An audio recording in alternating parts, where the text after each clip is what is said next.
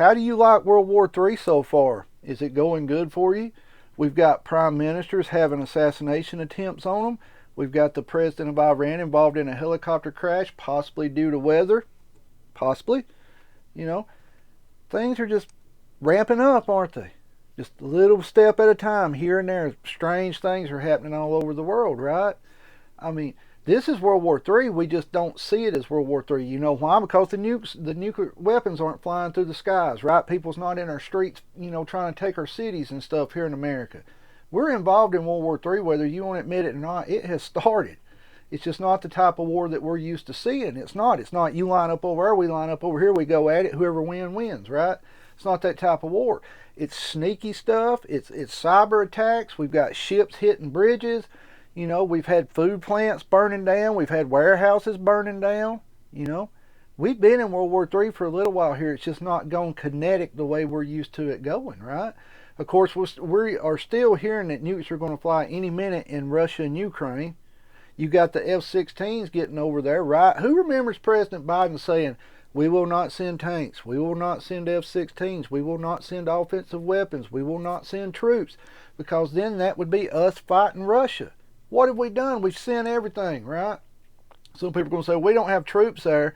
We've got special forces, advisors, all that already over there.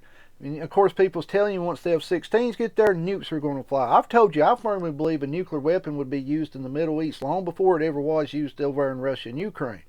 Now, what I think is going to happen over there in Ukraine when the F-16s get there, if they're launching from Ukraine, Russia's going to destroy the air bases. Now, what are they going to do if they're launching from Poland or Switzerland or somewhere else, right? If they're flying into Russia, hitting Russia, then wouldn't Russia have a right to defend itself against it? Now, I'm not pro-Russian or pro-Ukrainian. I'm looking at this from an outsider.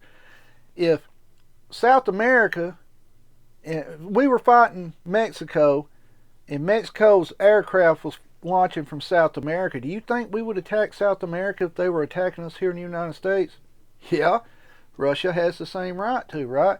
This is all building up. Now, the question is when is this going to pop off into a kinetic war? Election, maybe.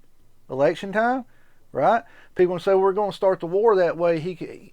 There's all type of theories out there that we're going to have a virus that stops the election, or at least mail-in voting, or we're going to have a war where he, declares wartime powers or something like that. Nobody knows when this is going to start. Right now, deals are made between every country involved here, and eventually one of these countries are going to say, we don't agree with this deal, and then it goes full-blown kinetic.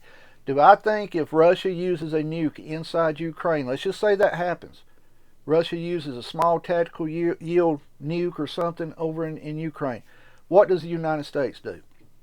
We're not going to launch all of our nukes at once. A lot of people think that. And our president already said, excuse me, I'm still stuffy, nose is running, stuff like that. Our president has already said that if Russia uses a nuke, we would respond conventionally, which means conventional weapons.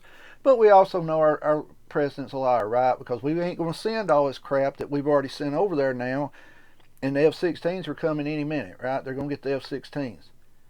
So what would be the response? I'm not sure. I'm really not sure what the response would be if Russia used a nuke in Ukraine, no matter the size of it. Someone would retaliate. We may, retaliate and hit bases inside of Russia, right, with non-nuclear weapons. Well, then what does Russia do? See, that's the teeter-totter we're on. Eventually here, the teeter-totter's going to go down, and we're all going to be in it. I can't tell you when this is going to happen. A lot of people say when Trump gets in there, all this stuff goes away. Russia's going to go home. The Gaza stuff's going to be over. Everybody's going to be living in peace and harmonious stuff, holding hands and singing around the campfire type stuff. It's not going to happen. We are in the decline. We're fixing to go to war. Where is it at? I don't know, but it is coming. Most of y'all know this.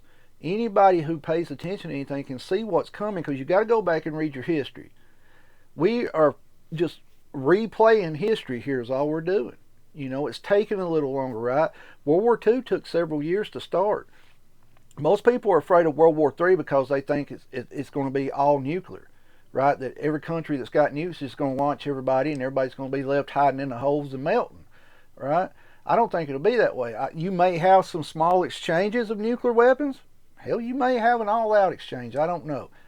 But the key point of this is get prepared, right? That way you can sit back and watch what's going on, and you don't have to worry about it. You know, should you worry about if a war broke out? Worry about how would it affect you and your family. But should you be sitting here worrying because Russia and Ukraine's fighting, or because Iran and Israel's fighting that a nuke's going to land in your backyard? Not right now. No, you shouldn't. But you should pay attention to it. You know, I always tell you, listen to everything, put it in the back of your mind, and keep going on about your day as normal as you can. The key to this is to be prepared so you don't have to panic when something happens, right? Guys, let me know your thoughts on this. Keep your head on the swivel. Be aware of your surroundings at all times. Protect yourself and your family at all times. At that moment, you're the only person can do it. Stay safe. Keep prepping. I'm sorry about honestly, the snotty sound coming out of my nose and stuff, but we still got this issue going on. Don't know what it is. Staying hydrated. We're going to push through it. But guys, let me know your thoughts on this video. I want to hear from you. Comment on it. Share this video. Like this video. Stay safe. Keep prepping. And pay attention to what's going on in the world, guys. Stay safe.